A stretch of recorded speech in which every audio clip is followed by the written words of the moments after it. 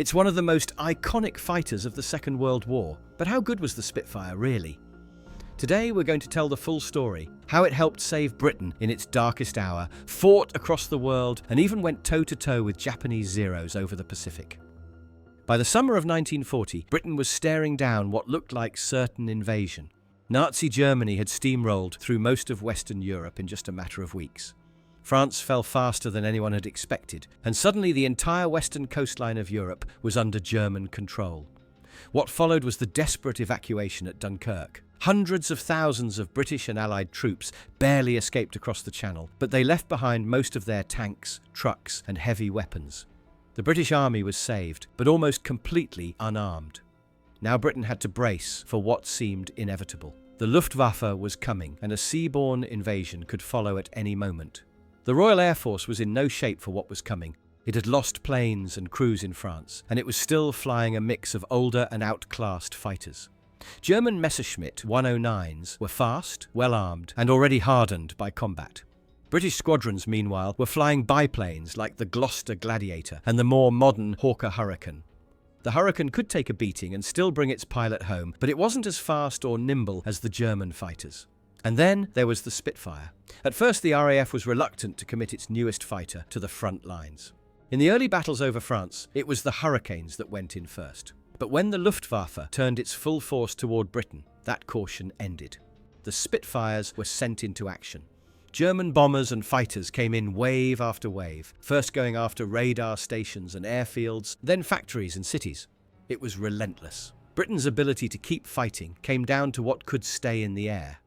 The Spitfire's airframe was advanced and production was difficult. The original plan to build 5 Spitfires a week? That didn't happen. By the time war officially broke out in September 1939, only a few RAF squadrons were flying them at all. But when the stakes were highest, it was the Spitfire that stepped up. So how did it evolve to stay in the fight through the entire war? Let's talk about what the Spitfire was actually shooting with.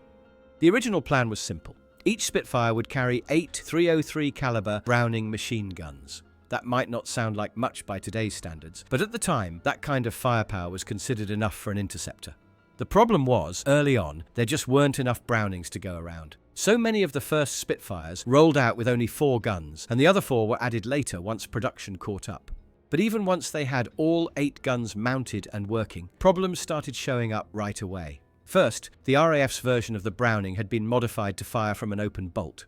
That was done on purpose, to prevent the cordite propellant from cooking off during long bursts of fire. It worked great on the ground and at lower altitudes. But once you were up in the freezing thin air at 20 or 30,000 feet, cold air rushed through the barrels and open bolts, freezing the internal mechanisms. And that meant, in the middle of a fight, your guns might just not fire.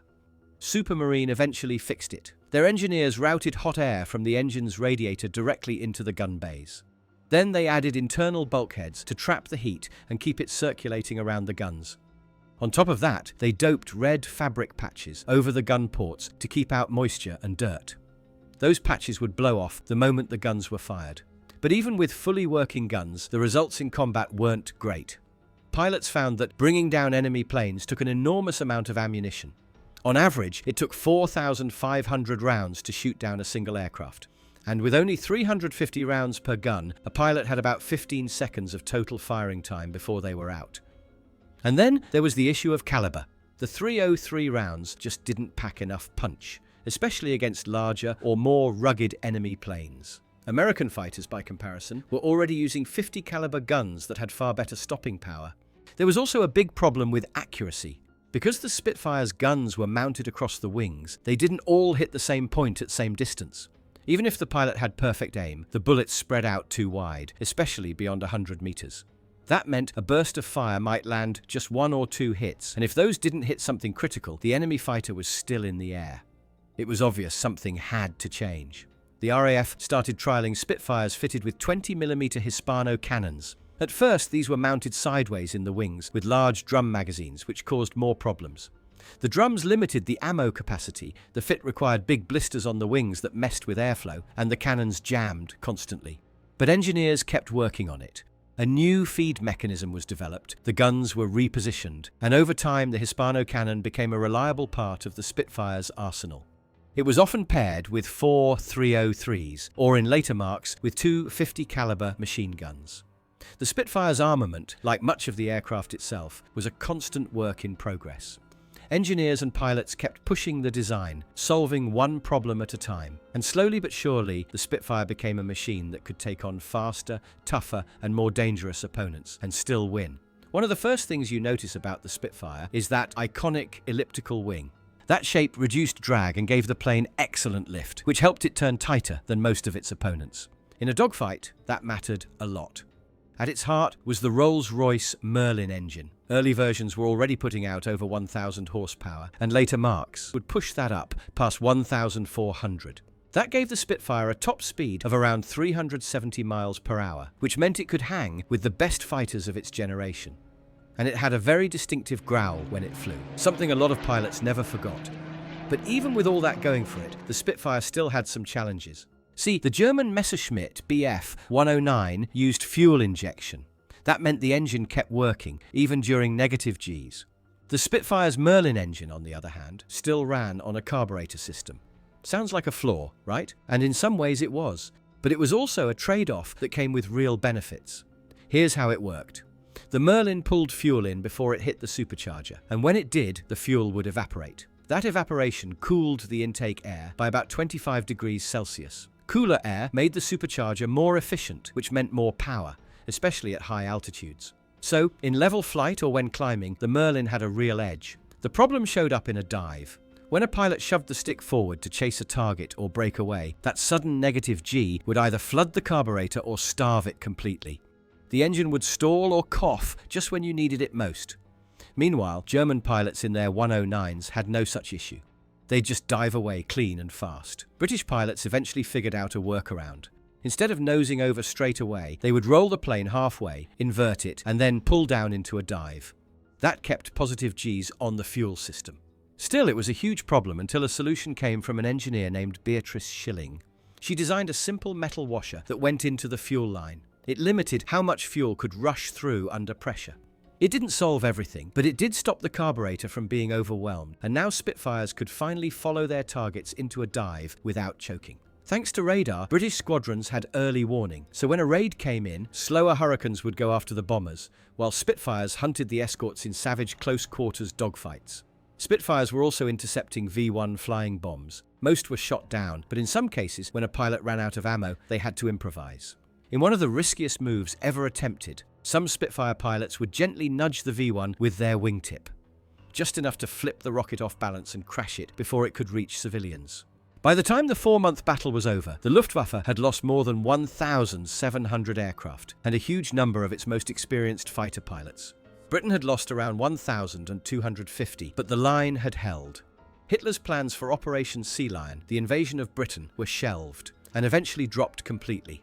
And after playing such a key role in the country's defense, the Spitfire became a national symbol. But its war wasn't over, not even close. By 1941, the Luftwaffe was still a serious threat. But now the tide was starting to turn. The Allies were beginning to push back, launching missions across the Channel, attacking targets in France, and preparing for bigger operations in more hostile airspace. This meant the Spitfire would have to adapt again, and fast. New versions of the Spitfire were fitted with better Merlin engines, with more power, improved superchargers, and much better performance at altitude. Eventually, top-end versions would drop the Merlin entirely in favour of the Rolls-Royce Griffon. That engine gave the Spitfire well over 2,000 horsepower, putting it in a whole new performance class. As the war was shifting, the Royal Navy needed carrier-based fighters. So engineers took the Spitfire and turned it into the Seafire, a naval version adapted for deck landings. It sounds straightforward, but in reality, it was anything but. The Spitfire's landing gear was narrow, which made carrier landings difficult even more than they need to be. The first Seafires were basically regular Spitfires with a few key modifications: arrestor hooks, catapult gear, and later folding wings. But no matter what was added, the underlying design just wasn't built for carriers. Still, it gave the Royal Navy a fast, high-performance fighter at a time when they badly needed one. In North Africa and the Mediterranean, Spitfires were now dueling with Italian and German fighters over harsh desert terrain. After the D-Day landings, they flew low-level missions over Normandy and facing off against the new Focke-Wulf 190s, now much tougher opponents. But one of the most unexpected turns in the Spitfire's story came out in the Pacific. Here, the enemy wasn't a Messerschmitt or a Fokker-Wulf. It was the Japanese Zero, a completely different kind of threat. The Zero was light, agile, and lethal in close-quarters dogfights. It could outturn just about anything, but it had a weakness. So Spitfire pilots adapted. They stopped trying to outturn the Zero. Instead, they used their superior speed and diving power. British and Commonwealth pilots would strike hard and fast, then climb away, using hit-and-run tactics to tear apart the thin-skinned Japanese fighters before they could react. Spitfire was one of the few fighters that saw continuous production before, during, and after the war, and even its final marks could still hold their own against newer designs. The Spitfire became more than just a fighter. It became a legend. And if you want more stories like this, make sure to subscribe for the next one.